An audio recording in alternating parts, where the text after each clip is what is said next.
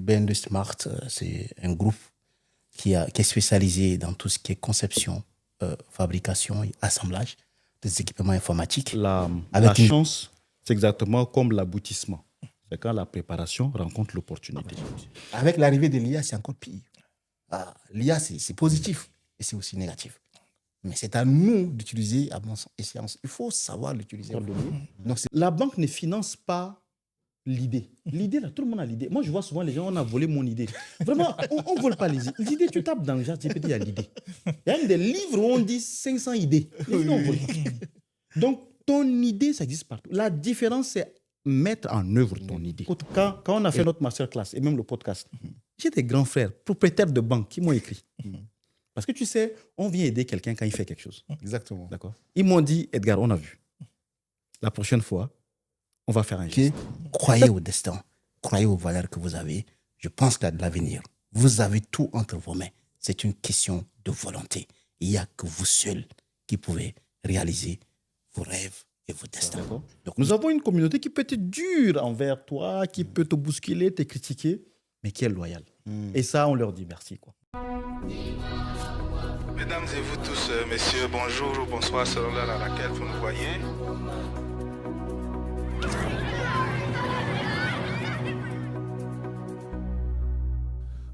Mesdames et vous tous, messieurs, bonjour ou bonsoir selon l'heure à laquelle vous me voyez. Je suis Maître Guédon Lejub-Guéric et je vous retrouve sur le Blédard Podcast avec le même plaisir. Et aujourd'hui, comme la dernière fois, je reçois quelqu'un qui a été très apprécié sur cette plateforme. Et à titre personnel, j'apprécie ses analyses, j'apprécie ses conseils, ses directives par rapport à ce qu'il faut faire, comment se former, mais plus important encore, comment réussir Bégou. Et quand je dis réussir Bégou, vous savez déjà de qui je parle. Je parle bien sûr de l'aîné Edgar Njerassem, que tout le monde connaît, que tout le monde a apprécié et que certains ont découvert pour la première fois avec un énorme plaisir. Parce que ce qu'il a partagé, si on se base juste sur vos retours et vos témoignages, ce sont des masterclass qui coûtent extrêmement cher et que lui a accepté de partager généreusement sans rien vous demander. Donc moi, je vais vous demander quelque chose aujourd'hui. Partagez, likez, je ne sais pas, ce qu'on fait d'habitude sur les réseaux pour qu'effectivement, ce genre de message puisse non seulement être récurrent sur cette plateforme, mais que cela puisse partir plus loin pour toucher d'autres personnes qui bénéficieront, comme moi, comme vous, aviez bénéficié de l'échange précédent. Il n'est pas seul aujourd'hui. Il est avec un autre aîné qui force le respect parce qu'il fait des choses qui sont rares, que ce soit de la part des entrepreneurs tchadiens ou même de la diaspora, parce que plus on pousse dans les domaines techniques, moins on est nombreux. Alors, lorsqu'on rencontre un de ceux-là, effectivement, c'est avec un énorme plaisir. Et donc, je reçois sur cette plateforme les grands frères à moi et je pense que vous allez apprécier cet échange aujourd'hui. Donc, je dis bonjour, cher Edgar, et bonjour, cher Narcisse. Bonjour. Bonjour, le Blédard. Merci encore une fois de plus pour votre présence ici. Et je ne veux pas vous représenter le grand Edgar parce que vous l'avez déjà rencontré, vous le connaissez. Et si vous avez des questions, allez sur Wikipédia, vous allez trouver tout ce qu'il y a là. Exactement. Voilà. Donc, je vais dire bonjour à Narcisse. Oui, et je voudrais que tu puisses te présenter pour ceux qui ne te connaissent pas. D'accord. Mais aussi, brièvement, que tu puisses nous introduire ton entreprise. Super. Une très bonne question. Et je tiens d'abord à remercier Blédard de nous avoir reçus ce plateau. L'honneur est pour nous de toujours échanger et partager, d'amener un message d'impact. Donc, moi, c'est Narcisse Bandim. Je suis africain, voilà, franco-tchadien d'origine. Et je suis né au Tchad, grandi au Tchad, collège Chalouanga. Après, je suis venu en France dans le cadre d'études à l'école d'ingénieur. Après, j'ai commencé à travailler dans les grands groupes ici, notamment la Société Générale, BNP Paribas. J'ai fait Peugeot, SFR. C'est là où j'ai eu le déclic de démissionner, de créer ma boîte. Donc, je me suis mis en freelance et j'ai lancé le projet BN2 Smart. C'est un projet ambitieux, un projet gigantesque et je sais que c'est un projet d'avenir. Donc, BN2 Smart, c'est un groupe qui est spécialisé dans tout ce qui est conception, fabrication et assemblage des équipements informatiques avec une vision 360 degrés, d'où l'accompagnement dans tout ce qui est ingénierie, la cybersécurité, l'intelligence artificielle, les conseils, le développement applicatif, Il y a l'autre volet qui est la formation aussi sur mesure dans les domaines pointus. Donc, nous existons depuis 2020, le projet en question, et nous déployons, nous sommes en phase de développement. Donc, nous sommes en France, le siège en France, on est au Sénégal, au Tchad, et d'autres pays aussi autour, tels que le Congo bientôt, pourquoi pas le Burkina. Voilà, on a beaucoup d'appels. Ce que je veux dire, le numérique occupe l'espace. Actuellement, on ne peut pas parler n'importe quelle activité sans le numérique. C'est énorme. En Afrique, déjà, en termes de PIB, on est à 14 à 15% de PIB. En termes de chiffres, 180 milliards de dollars dans le domaine. C'est pour dire qu'il y a quelque chose à faire. Il y a un sujet à ce niveau-là. La richesse est à ce niveau. Et tout est à transformer. Vous voyez, tout le monde, ce que nous voyons autour de nous, ne serait-ce que la guerre, la position géostratégique, géoéconomique, tout se joue en Afrique. Du coup, est-ce que c'est tout ça, en fait, c'est ce constat qui est à l'origine de BND, ou est-ce que c'est une conviction, est-ce que c'est vraiment une sorte de... Il y a beaucoup d'entrepreneurs qui disent que c'est comme un instinct qui les a poussés dans telle ou telle autre direction.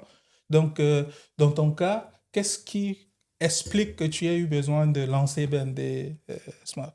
Déjà, de base, ma formation, je suis ingénieur en télécom, spécialité cybersécurité. J'ai travaillé dans les domaines pointus. Et je voyais, au fait, c'est quelque chose que j'ai, c'est la motivation, ça vient du cœur, d'apporter quelque chose de nouveau, d'innovant. Ça fait partie aussi de l'ADN que je porte. Donc, dans ce sens, j'ai observé autour de nous, en Afrique, nous consommons beaucoup les ordinateurs, les tablettes, les téléphones, le chiffre d'affaires en Afrique. Tout Africain a un téléphone. Malgré qu'on nous parle de la pauvreté, mais l'Africain doit avoir quand même un téléphone. Vous voyez ça? Et là, c'est le marché, en fait. C'est là où il y a le business. Et quand on regarde, c'est les étrangers qui occupent l'espace. Non seulement les étrangers, pas des Africains présents sur les sphères de l'économie, de la transformation. Quand on parle de l'industrie.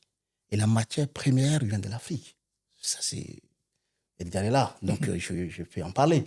Et nous consommons et nous ne créons pas et nous n'innovons pas. Et ça, c'est un problème. Pour qu'un pays se développe, il faut qu'il y ait des industries. Quand on importe beaucoup, on ne peut pas aller plus loin. Donc, l'économie, il y a ce niveau-là. Donc, c'est tout cet aspect-là qui m'ont amené à réfléchir. S'il n'y a pas des Africains qui sont... Il y en a qui essaient, je ne suis pas le seul. Mais le combat en elle-même, c'est de créer l'équilibre, en fait. L'équilibre. Pour qu'on change la manière où on discute avec les partenaires.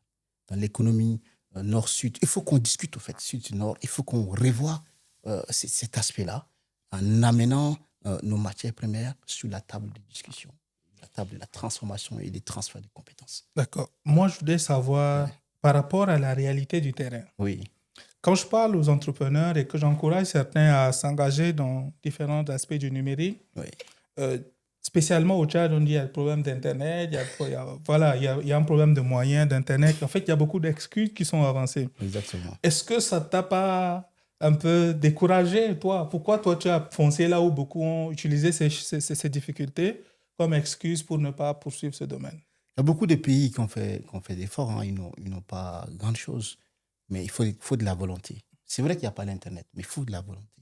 Comment on peut faire pour que l'Internet soit accessible? C'est simple, simplement ça. La question est là. On a les experts tchadiens qui sont là. Il faut poser la question. Comment on fait pour que l'Internet soit accessible à tout le monde?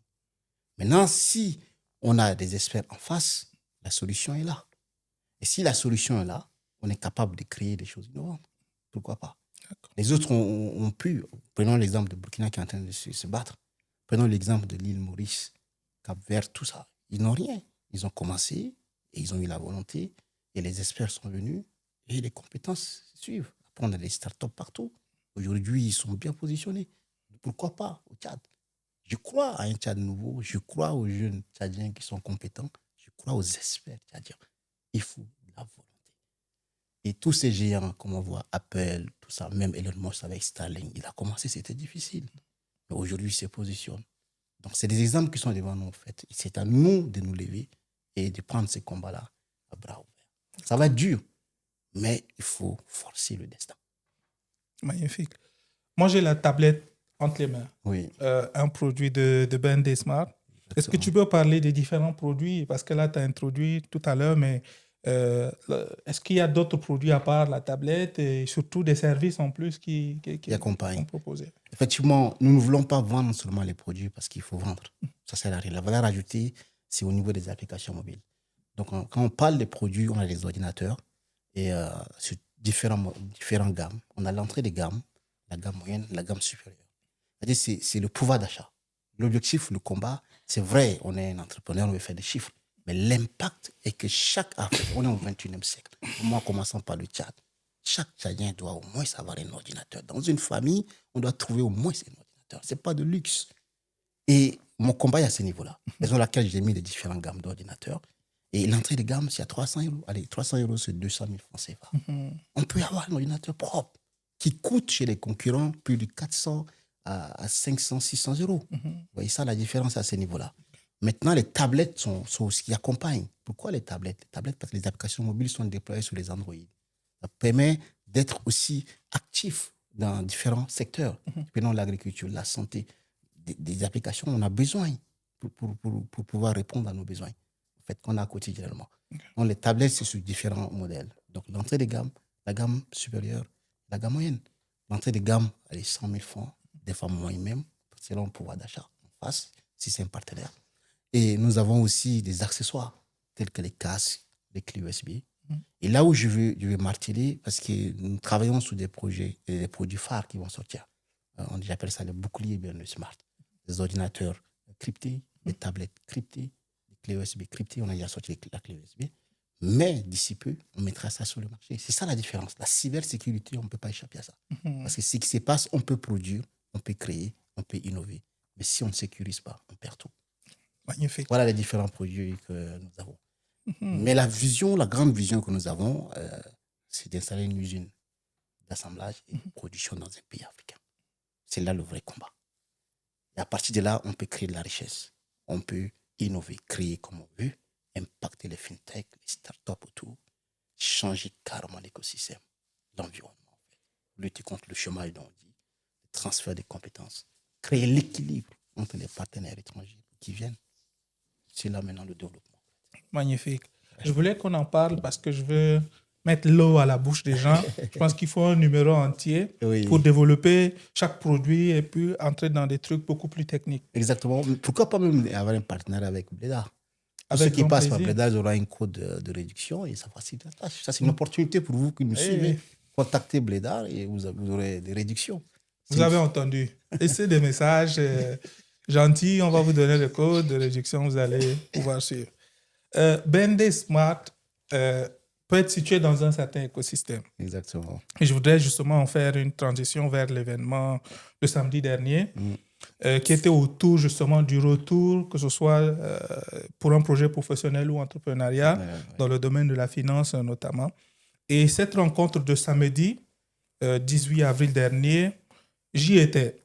Et ce qui m'a poussé à y aller, c'est que je pense que pour la plupart des gens, on a tous envie d'être riche d'une manière ou d'une autre. En ce moment, je suis en train de gérer une situation qui exacerbe ce désir de si j'avais l'argent, je n'allais pas faire face à cette situation. Et donc, c'était avec beaucoup de passion, beaucoup d'appréhension que je suis allé là-bas. Et je n'ai pas du tout été déçu. Au contraire, j'ai appris énormément de choses. Là, je suis en train de voir comment exécuter ces choses-là parce que moi, je fais partie de ces gens. Quand j'apprends, il faut que ça puisse être mis en œuvre. Je voudrais poser la question au grand Edgar. Qu'est-ce qui a motivé surtout ce type de rencontre et pourquoi maintenant? Est-ce qu'il y a une urgence sur le continent, quelque chose qui justifie qu'en ce moment, il est important de réunir la diaspora pour leur dire voici des opportunités d'investissement, voici des opportunités, en tout cas dans le domaine financier en Afrique? Merci, Eric. Généralement, il y a ce qu'on appelle l'alignement des astres. Ce n'est pas rien. Certains penseront que c'est le côté un peu spirituel qui revient, mais non. La chance, c'est exactement comme l'aboutissement. C'est quand la préparation rencontre l'opportunité. Avec Narcisse, nous travaillons, ça fait quoi, à peu près 3 ans? 3 ans, oui. Voilà, 2 ans, 3 ans, où nous discutons la plupart des projets d'investissement de toutes sortes. Et moi, je suis au bled. Lui, il est dans la diaspora. Et il arrive que dans nos discussions, nous entrons vraiment en profondeur. Il y a des opportunités. Sur les 3 ans, on ne va pas tout dire ici. Mais il y a beaucoup d'opportunités que nous avons vues, que nous avons mises en œuvre. Et lui et moi, nous avons à cœur de partager. Le partage est le dénominateur commun. Et donc, nous nous sommes dit, ces choses-là, comme on s'appelle souvent, Frangin, pourquoi nous ne trouvons pas une conférence où nous apportons ça à un public? Le premier public, c'est le public de la diaspora. Progressivement, ça va être également un public africain. Qu'est-ce qu'on leur apporte? C'est que on n'est pas dans le bavardage. On leur apporte ce qu'on connaît. Qu'est-ce qu'on connaît? Moi, je connais le domaine de l'infrastructure financière dans son ensemble. D'accord? Que ça soit la bourse, que ça soit les fintechs que lui, il connaît bien aussi, que ça soit l'assurance, que ça soit les banques. Quelles sont les opportunités là-bas? Et des opportunités que nous avons, lui et moi, essayé. C'est ça. Moi, j'ai un portefeuille boursier. Et tu étais à la conférence, j'ai présenté. J'aurai l'occasion de revenir là-dessus. Il y avait beaucoup de questions sur la BRVM. Pourtant, j'ai fait des posts sur la BRVM. J'ai fait les posts Facebook, mais les gens voient toujours comme si, bon, c'est des posts Facebook qu'on vient commenter. Là, on a montré quel est l'impact. C'est pour ça que, pour ce voyage, et de façon très transparente, je vais vous dire, comme on a souvent des projets, Narcisse me dit, écoute, pour ton arrivée, qu'est-ce qu'on fait? Est-ce qu'on ne fait pas cet événement qu'on a plusieurs fois programmé, ainsi de suite? Nous sommes assis, et puis ensuite, on a programmé l'événement. Et puis, il faut le dire, la communauté tchadienne, ici en France et même en Europe, qu'on veut remercier, a répondu présent. Les gens, c'est-à-dire qu'il y a toujours des appréhensions et la réalité. C'est ça. D'accord? Nous avons une communauté qui peut être dure envers toi, qui peut te bousculer, te critiquer, mais qui est loyale. Et ça, on leur dit merci, quoi. Entre ce qu'ils disent et ce qu'ils sont, c'est autre chose. Ils sont venus. Et je vais laisser Narcisse compléter. On avait prévu un truc de 100 places. Tu étais présent. Ouais. C'était bondé. À la Défense. D'accord. Donc, voilà un peu le contenu. Mais bon, Narcisse, tu as certainement des points à ajouter. Oui, effectivement, comme Edgar vient de le dire, nous, on a à cœur de partager. On se pose beaucoup de questions. Pourquoi on n'arrive pas à fédérer les Africains ensemble? Pourquoi on n'arrive pas à avoir quelque chose de béton, quelque chose qui va retentir sur la scène internationale, montrer que les Africains, que les Tchadiens ont fait quelque chose? Il n'y a pas que d'autres histoires que nous écoutons sur les réseaux sociaux, mais il y a aussi l'entrepreneuriat, il y a les finances, il y a d'autres domaines que l'on peut impacter positivement. C'est ça, en fait. C'est ça ce qui bouillonne à nous. Maintenant, voyons les deux, Edgar et moi, avec le background de ce que nous avons, on dit, on va essayer le peu qu'on a. Avec modestie, on mettra à la disposition de la diaspora pour pouvoir permettre aussi de comprendre que l'avenir nous appartient. Et c'est ensemble qu'on va gagner. Comme j'ai l'habitude de dire, c'est le cerveau collectif. Voilà. Seul, tu ne peux pas. Mais ensemble, on ira loin. Donc, c'est dans ce sens-là, cet état d'esprit, qu'on a pu programmer la masterclass. On a vu le succès. Même nous, on est choqués, on est surpris. C'est-à-dire à 100 personnes, mais on a vu qu'il n'y a pas de place. À un moment donné, on était gênés, les gens étaient debout, on se posait des questions. Il y en a qui sont rentrés avec des questions encore qu'ils devaient poser. Donc, c'est impressionnant, en fait. Et il y a beaucoup de messages derrière ça, en fait. Il faut oser. En fait, il faut oser. Quand il y a quelque chose qui bouillonne, pose la pierre, pose la chose. Vas-y, fais-le. Je confirme que ça a inspiré pas mal de personnes qui, que ce soit à travers des messages ou même dans les communications, dès qu'ils ont vu, j'ai appris trop tard, j'aurais aimé être là. Et puis, moi, je leur dis toujours, vu le nombre de personnes qui étaient là, si tu étais venu, je ne suis pas sûr qu'on aurait pu tous s'asseoir et discuter. Exactement. Je voudrais qu'on entre un peu dans le vif du sujet. Tout à l'heure, tu as parlé de la bourse, que ce soit lors de la formation, j'ai pour souvenir qu'il y avait le sujet de la BRVM comme une option, la BVMA qui était une option. Peut-être que l'une est plus avancée que l'autre, mais pour quelqu'un qui souhaite entreprendre ou investir en Afrique, qu'est-ce que ces marchés représentent concrètement aujourd'hui? Il y a, mais ça c'est une question, je pense, parce que l'information, c'est soit elle vient vers toi, soit tu vas vers l'information. Je pense que la BRVM a fait beaucoup d'efforts, mais il faut que les personnes soient disposées à écouter aussi. Il y a une révolution boursière extraordinaire qui se passe en Afrique de l'Ouest. Exactement. Je reprends. il y a une révolution boursière extraordinaire qui se passe en Afrique de l'Ouest. Et je l'espère, elle va également prendre l'Afrique centrale. Parce que bon, la critique pour la critique ne sert à rien. Hein. La BVMAC aussi va développer. Je ne sais pas si vous avez appris, mais Dangote est en train de se préparer pour coter le groupe Dangote à la BRVM et aussi à Lagos et tout le reste. Qu'est-ce que ça signifie? On ne va pas refaire le masterclass ici, hein, mais dans la vie, s'enrichir, un mot qu'on ne veut pas utiliser parce que c'est tabou. Il faut l'utiliser. S'enrichir, c'est simplement avoir son indépendance financière, préparer un peu sa liberté financière. Si tu as 1000 et que tu es passé à 2000, mathématiquement, tu t'es enrichi. Ça, c'est clair. On ne demande pas que tu aies un milliard. D'accord. Tout le monde ne cherche pas le milliard. Tout le monde veut simplement que le montant augmente un peu pour avoir un peu plus de liberté financière. Pour avoir cette liberté financière, il y a plusieurs options, mais il y en a 3 ou 4. Premièrement, tu peux vendre plus ton temps de travail pour augmenter ton salaire. Deuxièmement, tu peux prendre ton épargne pour investir en bourse. Ou troisièmement, tu peux lancer une entreprise, une start-up. Il y a la 4e qui n'est pas souvent la même, c'est que tu peux hériter. Ou si tu es en Europe, j'ai peur que ton podcast soit supprimé, tu peux divorcer également d'un riche. Donc, on va laisser les 3e et les 4e. 3e, c'est très important, c'est entreprendre. Sur ce point, on en a parlé aussi. Pour celui du salaire, c'est tout ce qu'on dit, il faut se former. Mais on ne parle pas beaucoup du 2e, investir. C'est quoi investir? Il y a l'investissement où tu identifies une entreprise, tu viens en business angel, tu mets dedans pour que ça développe, ou tu investis en ayant de l'immobilier, c'est aussi un facteur d'enrichissement. Mais nous, ce qu'on a attaqué, c'est plutôt celui de la bourse qui a révolutionné l'Europe, qui a révolutionné l'Amérique. Le ménage américain moyen connaît la bourse. Prend son épargne, va acheter un titre d'entreprise. Un titre d'entreprise, c'est quoi? C'est quand une entreprise se crée, elle a ce qu'on appelle les capitaux propres.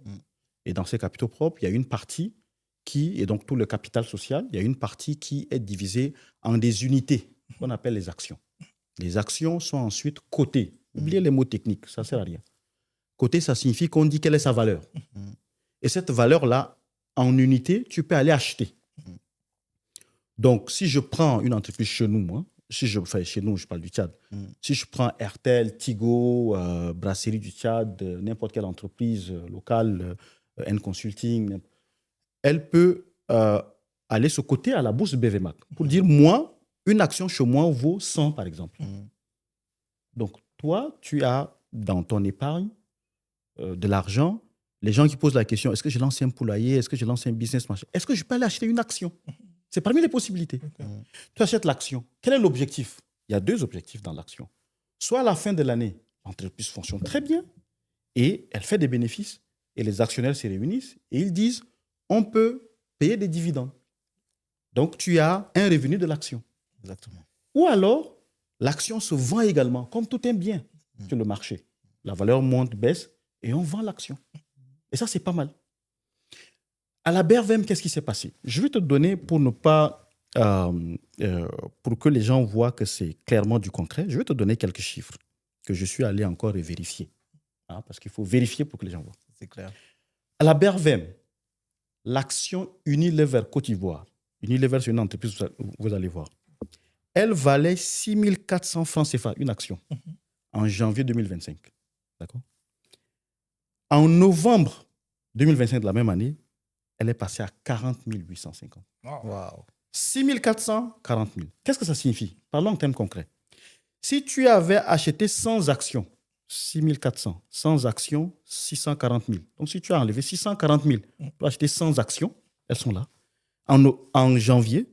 En novembre, tes 100 actions allaient valoir 4 085 000. 640 000, 4 millions. La différence, c'est 3 400 quelques mille que tu as en plus-value. Évidemment, tu n'as pas encore vendu. Si tu la vends, tu réalises. Mais c'est comme quand tu construis une maison, non? Tu construit une maison, après, quand sa valeur augmente, tu t'enrichis. Exactement. Le temps de vendre. Ça, c'est Unilever. Il y a une deuxième action, Safka. Vous pouvez aller vérifier cette entreprise. L'action valait 720 francs CFA en janvier. Donc, si tu avais acheté 1000 actions, tu allais dépenser 720 000. C'est ça, non? Oui. En novembre, l'action a atteint 2960 francs CFA. Wow. Donc, tes 720 000 d'avant deviennent 2 960 000. Tu as fait une plus-value de 2 millions. Dernière, c'est la star, l'action Uniwax. Elle valait en janvier 400 francs, puis en novembre, elle est passée à 1575. Ça, c'est ça le dynamisme du marché boursier de la BRVM. Dangote va venir aussi. C'est pour ça qu'on le dit souvent, la BVMAC doit aussi ouvrir son capital. D'accord? Enfin, la BVMAC doit pousser plus les entreprises à aller ouvrir son capital. Il y a des réglementations. Hein, les chefs d'État ont poussé les entreprises à dire allez ouvrir, mais bon, la mise en œuvre n'est pas encore là. Mais en Afrique de l'Ouest, on est là, on regarde, on dort, mais les gens s'enrichissent. Et j'utilise le mot s'enrichir dans sa définition mathématique. C'est-à-dire, s'ils ont eu 1000, ils ont pu avoir 2000. Ça signifie qu'ils se sont enrichis. Donc, ça, je vais développer plus tard avec Narcisse. L'objectif de la masterclass, c'est qu'on leur a expliqué que tu n'as pas besoin d'avoir des millions en épargne pour aller investir à la BRVM. Et la BRVM, c'est très sérieux. C'est-à-dire, tu ne passes pas par quelqu'un qui dit que moi, j'investis en... Non. C'était ça, justement, ma question. Est-ce que je peux acheter directement des actions? Est-ce qu'il y a des plateformes? Là, j'ai une question technique pour Narcisse. Oui. Mais comment je pars acheter? Est-ce que je n'ai pas besoin d'un courtier à qui je confie mon argent pour faire Absolument. ce travail? Il y a des structures qu'on appelle des sociétés de bourse. C'est exactement, tu vois, toute infrastructure boursière organisée. Hein. Tu as la bourse elle-même qui cote des titres, ainsi de suite. Et puis, tu as des sociétés de gestion, d'investissement ou des sociétés de courtiers de bourse qui existent, qui sont agréées par un régulateur. Donc, il faut que celui qui vient te parler ait un agrément du régulateur. Donc, ça, c'est mon activité. Comme ça, quand ça ne va pas, l'agrément, ça signifie qu'on a checké, on a vu que c'est un gars sérieux, ainsi de suite, et que ça ne va pas, et s'il a volé l'argent, on peut l'attraper, on sait où attraper, payer. Et c'est vers eux que tu ouvres, de la même manière que tu ouvres un compte bancaire en banque, tu ouvres un compte titre chez eux. D'accord. Et cette liste-là, ça, c'est des choses que nous, on va partager plus tard dans la suite de notre masterclass. Et ça va être très canalisé. J'ai des très bons amis, dont un qui est assez connu, qui a une plateforme qu'on appelle Sika Finance. Mais il y a d'autres encore qui font du conseil et tout ça. J'ai d'autres amis. Il y a un qui est DG de la CGF. Je te salue, Jean-Félix Dier, qui fait de la gestion d'actifs. Tu vois, ces mots que vous entendez souvent, vous pensez que c'est pour Robert Kiyosaki, c'est pour Warren Buffett. Non. Narcisse et moi, on est venu vous dire que ces mots-là sont pour vous. Exactement. D'accord. Ok, d'accord. Magnifique. Ouais. Je suis content qu'il y ait une suite parce que on va attendre. Et j'espère que tout le monde quand tout le monde va se bousculer, il faudra un auditorium pour accueillir tout le monde. Ouais, pour juste compléter ce qu'Edgar dit, c'est très intéressant. Nous voyons côté des États-Unis, quand on parle de Nasdaq, on parle aussi d'Euronext ici en Europe. En fait, c'est à travers la bourse que les entreprises ont pu se positionner, en fait. Absolument. Donc, l'exemple des GAFAM, par exemple, moi, je suis de près, comment Facebook, Google, Amazon et tout ce monde-là ont pu se positionner sur la chaîne internationale. C'est à travers la bourse. Dès qu'ils sont rentrés, tout a changé complètement. Donc, c'est un signe que nous avons. Et pour revenir à l'Afrique, les entreprises, les entrepreneurs africains doivent avoir cette vision-là aussi. Absolument. Il faut qu'ils travaillent pour entrer à la bourse. C'est vrai que le combat est là. Si tu veux exceller, aller plus loin, escaler, c'est faire voir sur la chaîne internationale, il faut rentrer là. Je dis que c'est pas facile, mais c'est là on attend en fait. Mais j'ai une question d'un aspect de choses qui fait peur. Il y a effectivement la crédibilité du courtier et l'agrément nécessaire, mais aussi des choses techniques. Ce que je voudrais te poser comme question, c'est justement par rapport aux différentes technologies et que ce soit pour l'accès à l'information ou même à la structuration. Qu'est-ce que la technologie peut faire pour faire de sorte que ces plateformes soient plus lisibles, qu'elles soient plus accessibles et surtout qu'elles soient plus sécurisées pour que les gens ne se fassent pas avoir? Parce que Moi, en vrai, je connais, j'ai échangé avec le grand frère Djiko, Oui. qui, je pense, il a l'agrément. Oui. Et donc, lui, ça me rassure, c'est pas la personne. Mais lui et moi, on peut se faire avoir si c'est des plateformes qui sont facilement piratables. Donc, est-ce que tu peux adresser la question des technologies pour rendre les plateformes déjà plus accessibles, mais plus sécurisées, plus importantes? Alors, d'emblée, zéro insécurité n'existe pas. Il y a toujours une marche, en fait. On ne peut pas échapper à ça. Les plateformes, comme je parle, Nasdaq, Euronext, ils ont été piratés. Hein. Vous voyez, la société comme JP Morgan, je pense, JP Morgan Chasse, ils ont été piratés à travers l'accès. Et les pirates ont récupéré plus de 81 millions d'utilisateurs, données d'utilisateurs, qui étaient sur les toiles. Si nous remontons encore ici en Europe, même à la Société Générale, ils ont eu des soucis à un moment donné. Ils ont mis de l'argent, c'est parti, ça crée beaucoup de bruit. C'est partout. Mais ce que je peux rassurer, ces grandes plateformes comme BRVM, comme Euronext, ils sont déjà sécurisés. C'est-à-dire, il y a la double authentification qui est là dès que tu arrives sur l'authentification. Mais le vrai problème vient de l'utilisateur et des coursiers. C'est ça le problème, en fait. Quand on a un souci de cybersécurité, l'utilisateur, qui est d'abord la personne concernée. Premier niveau, c'est en termes d'accès. Premier niveau. Comment tu accèdes à la plateforme? Ça, les mots de passe que toi-même tu le mets. Est-ce qu'ils sont des mots de passe qui sont bien sécurisants? 12 à 20 caractères recommandés. Il faut bien les voir. L'environnement où tu te connectes. On aime trop en Afrique, par exemple, les Wi-Fi publics. Il y a des endroits où il y a des Wi-Fi. Tu ne peux pas te connecter, tu ne peux pas te permettre. Il faut avoir un ordinateur, par exemple, spécifique pour la bourse. Tu sais que là où tu mets les pieds, les requins viennent aussi pour chercher. On parle de l'argent. Là où il y a l'argent, tout le monde vient chercher l'argent. Donc, il faut se sécuriser à ce niveau-là. L'environnement change tout. Deuxième chose qu'il ne faut pas oublier, c'est la stratégie. Comment tu rentres? Est-ce que tu t'es déjà renseigné? Est-ce que tu as regardé les liens qu'on t'a envoyés? Généralement, quand on envoie les liens, il y a des pirates qui jouent à ces jeux-là. Par exemple, un site web où c'est terminé par .com, je peux mettre le même site web, Blédard, par exemple, .com, c'est le site de Blédard. Un exemple, je peux mettre blédard.fr. J'ai déjà été victime. Voilà, je t'envoie le lien, tu ne vois pas. Je confirme que j'ai déjà été victime de ça. Oui, ça c'est la vigilance en fait. Il faut bien regarder.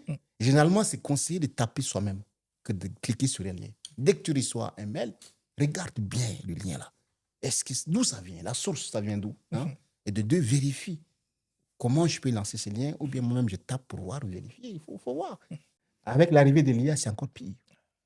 L'IA, c'est positif et c'est aussi négatif. Mais c'est à nous d'utiliser à bon escient. Il faut savoir l'utiliser, en fait. Donc, c'est pour dire que la sécurité, c'est soi-même déjà, pour commencer. D'où la sensibilisation. Il ne faut pas négliger.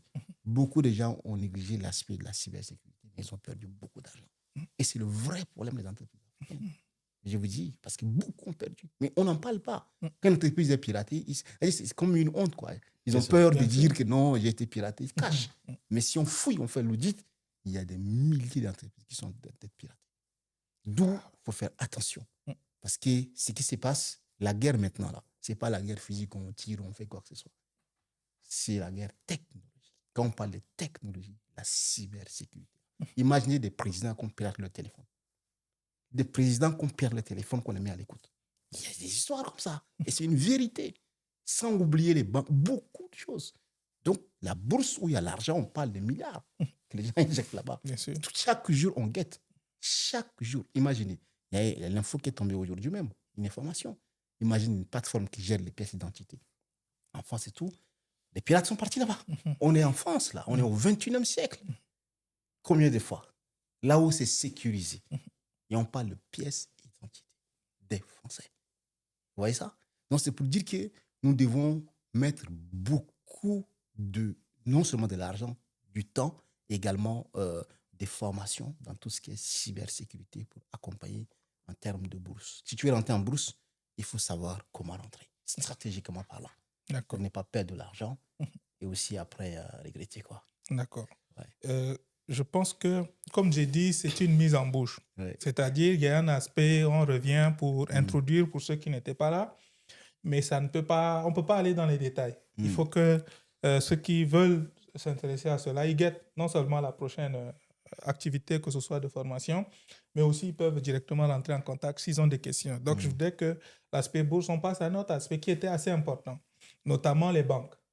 L'une des choses qui avait été dite ce jour-là, c'est qu'effectivement, le paysage bancaire africain est en train de changer, notamment avec le départ de certaines grosses banques internationales et qui a des reprises au fil du temps. Et dans le cas du Tchad, il y a par exemple Coris qui est venu à la place de la Société Générale, il y a Vista qui arrive aussi.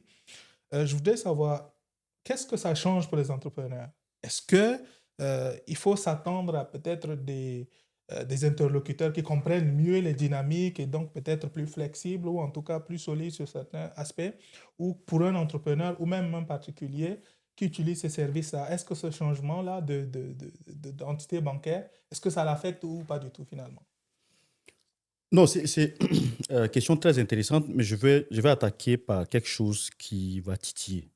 Ça, c'est ma spécialité.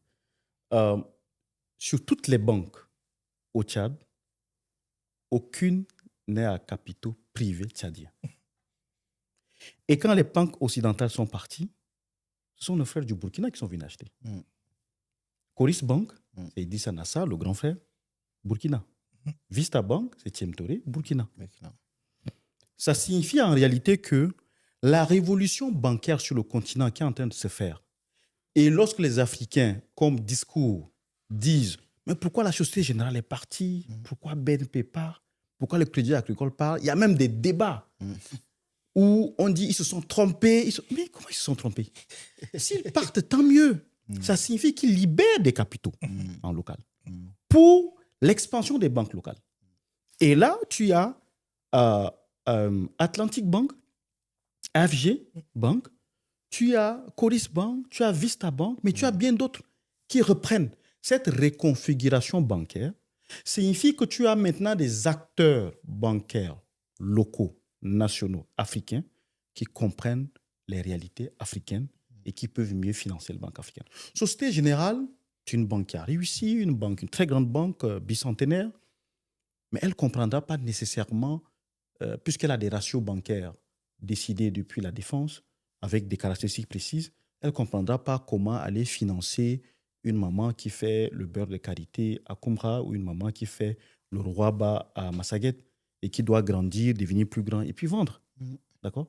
C'est toi qui crées la banque à capitaux africains et donc à capitaux tchadiens qui peut dire que, OK, le risque que tu fais là, je comprends très bien comment je le traduis. Je vais te donner un exemple. Je vais embrayer sur ça, qui est très important. La banque Equity dans laquelle je suis, notre groupe CEO, le promoteur, M. James Mwangi, il a pris Equity quand c'était, je crois, c'est la 54e banque en classement parmi les 54 au Kenya. Donc la dernière. Okay. Elle était mourante. Elle était mourante. C'était une coopérative agricole. Qu'est-ce qu'il a fait? Parce que c'est un Africain, il a réquestionné 4 choses. Premièrement, les gens les mamans qui ouvrent leur compte bancaire dans la banque, se rendent compte qu'il y a quelque chose qu'on appelle frais de compte. En anglais, c'est ledger fees. Donc, tu mets ton 100 francs et puis ça devient 90, ça devient 75. Les moments, ça diminue. Ça diminue. Et les moments disent, mais c'est même qui, ledger fees, qui prend souvent notre argent, sans nous dire. Parce que quand ils viennent, on dit, non, it is ledger fees. Ledger fees. Who is ledger fees? C'est qui? Nous, vous nous avez dit que ne mets pas l'argent à la maison, amène à la banque. Ils amènent à la banque et puis ça diminue. Au moment, quand on amenait là, est-ce qu'il était là? Il a dit, on va supprimer le ledger fees. Première décision. Deuxième décision. Quand tu amènes ton argent, tu amènes bien. Mais le jour où tu retires, on dit non, il y a des heures d'ouverture, des heures de fermeture. On dit l'agence est fermée. Il dit, mais vous là, quand j'amenais, vous étiez ouvert. Quand maintenant je vais prendre pour aller acheter, vous avez des heures d'ouverture, vous avez des conditions. Il a créé ce qu'on appelle les agents bancaires. C'est quoi un agent bancaire? Le boutiquier du coin, le commerçant du coin, le pharmacien du coin, lui, James Mwangi, allait voir la Banque centrale. Il a dit, Banque centrale, permets-moi de faire que ce boutiquier devienne une agence bancaire. Parce que quand j'ai créé une agence jolie, la maman marche comme ça, elle dit, eux là, c'est des gens, c'est pas, ils ne sont pas comme moi. Mais il connaît le boutiquier Mahmoud. Il connaît le commerçant Abel, Alain. Il va vers lui. Et il dit, donc c'est toi qui es avec Equity. Bon, je dépose mon argent chez toi. Je le tire sur toi. Quand il a bagarré avec la Banque centrale, on a donné ce qu'on appelle une licence bancaire secondaire. Ça, la Société Générale va comprendre comment. La Société Générale va te dire, ça n'existe pas. Ça n'existe pas. Il a créé ça.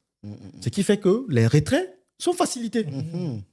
Troisième chose, mais ça, vous allez être surpris. C'est ce qu'on appelle maintenant l'analyse du crédit. Parce que quand tu viens pour emprunter, la banque a ses critères, non? Ouais. Pour te donner l'argent, il faut que ton ratio de solvabilité... James regarde, il dit, mais attends, avec votre logique, là, on va prêter à personne hein, Ça, c'est clair. dans le village. Il a compris la philosophie du prêt. Le prêt, c'est quoi? C'est qu'on veut que la personne rembourse. Or, pour rembourser, il y a 2 critères. Il y a ce qu'on appelle la capacité et la volonté. Capacity and willingness. Dans la partie capacité, il faut que le gars soit capable, que ce que tu lui donnes, il y a un retour d'investissement. La partie volonté, malheureusement, il y a des gens qui prennent l'argent et qui ne remboursent pas, qui fuient. Il dit comment on va attaquer l'histoire de capacité et volonté là. Il a observé les villages. Vous savez, nous, on a des villages en Afrique ou des zones rurales où les gens vivent en communauté. Deux fois, soit c'est les hommes forts du coin, c'est soit le pasteur, soit le chef du village.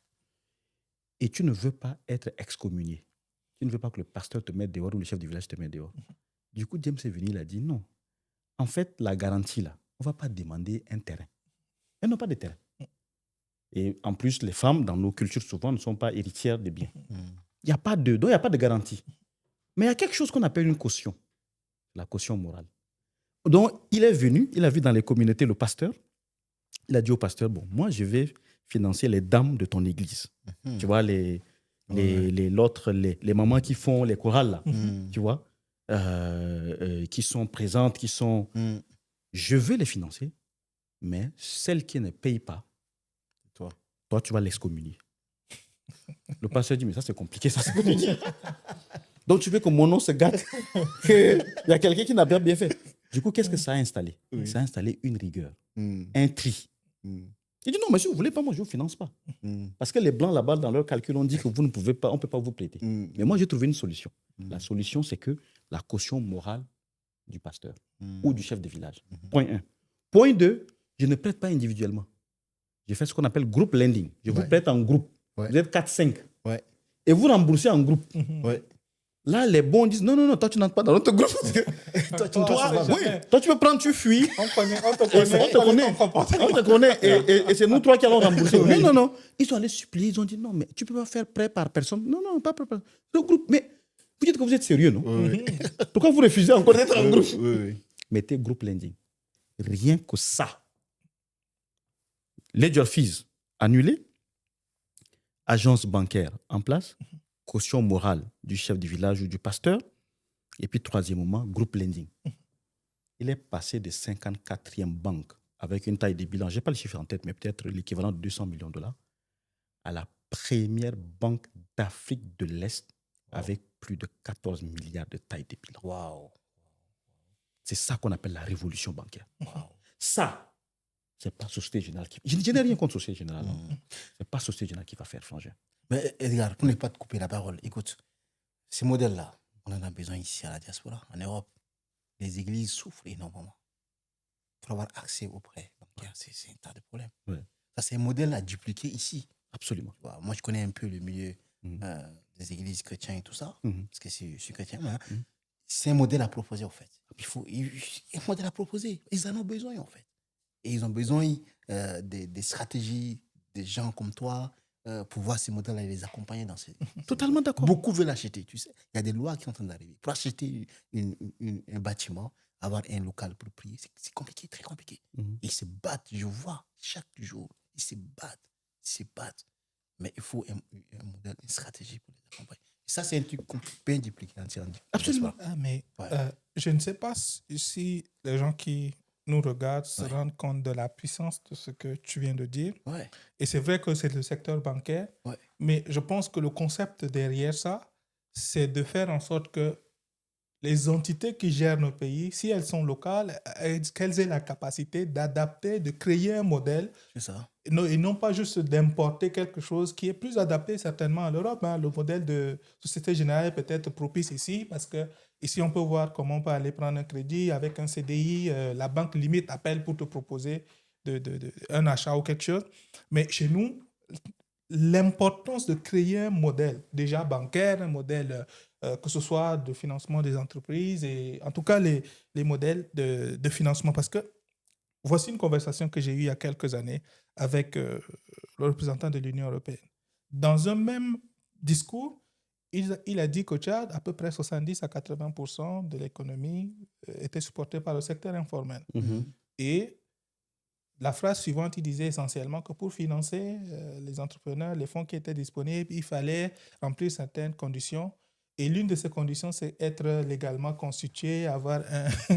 Et puis, je dis, mais ce n'est pas logique. Si vous voulez booster l'économie, il faut trouver quelque chose qui soit adapté. Et sa réponse était immédiatement devant tout le monde qu'on n'est pas outillé pour aller au-delà de ce qui est déjà bien structuré parce qu'on ne sait pas c'est quoi la mentalité, on ne sait pas creuser. Mais tu sais pourquoi le titre de son poste, c'est quoi? Reprends un peu le titre de son poste. Représentant de l'Union européenne. Donc, il représente l'Union européenne. Pourquoi tu veux qu'il représente les problèmes du pays sur place? Mais il y a un modèle impressionnant que Edgar, j'en ai parlé dans cette classe, au Sénégal, en fait.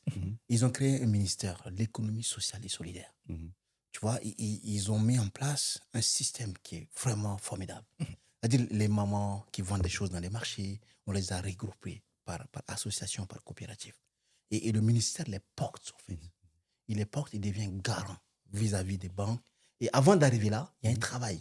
Il a envoyé des experts dans ces milieux-là, dans les milieux associatifs, coopératifs, pour travailler avec eux sur tous les projets, et également sur la formation. C'est qu'on a donné au masterclass.